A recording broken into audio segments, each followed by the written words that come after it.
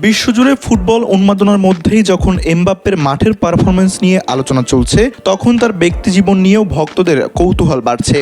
ইউরোপীয় বিভিন্ন বিনোদন মাধ্যমের দাবি, গেল কয়েক মাসে দুজনকে একাধিকবার একসঙ্গে দেখা গেছে, আর সেখান থেকেই শুরু হয়েছে সম্পর্কের গুঞ্জন। খবরে বলা হয় প্যারিসে একসঙ্গে নৈশভোজ, পরে বোলিং খেলতে যাওয়া, এমন কিছু মুহূর্ত নাকি তাদের ঘনিষ্ঠতার ইঙ্গিত দিয়েছে।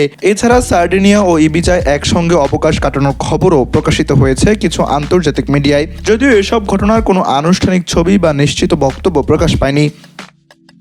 অন্যদিকে স্টার এক্সপোসিতো নিজেও বিষয়টি নিয়ে সরাসরি কিছু বলতে চাননি। তিনি শুধু সংক্ষিপ্তভাবে জানিয়েছেন তিনি ভালো আছেন এবং ব্যক্তিগত বিষয়ে প্রকাশ্যে কথা বলতে আগ্রহী নন। ফলে গুঞ্জন আরও বেড়েছে, কিন্তু নিশ্চিত কোনো তথ্য পাওয়া যায়নি।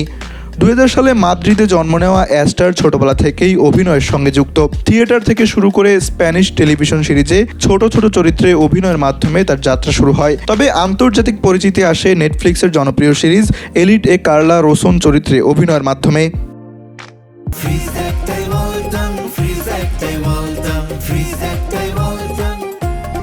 সিরিজটির পর তিনি একের পর এক আন্তর্জাতিক প্রজেক্টে কাজ করেন এবং স্প্যানিশ সিনেমা ও সিরিজ জগতে নিজের অবস্থান আরও শক্ত করেন। পাশাপাশি ফ্যাশন দুনিয়াতেও তিনি বেশ জনপ্রিয় মুখ। সামাজিক যোগাযোগ মাধ্যমে তার অনুসারীর সংখ্যাও কোটি ছাড়িয়েছে। তবে স্টার এক সাক্ষাৎকারে বলেছেন, সোশ্যাল মিডিয়া তার জীবনের খুব ছোট একটি অংশ মাত্র। বাস্তব জীবনে তিনি সেখানে দেখাতে চান না।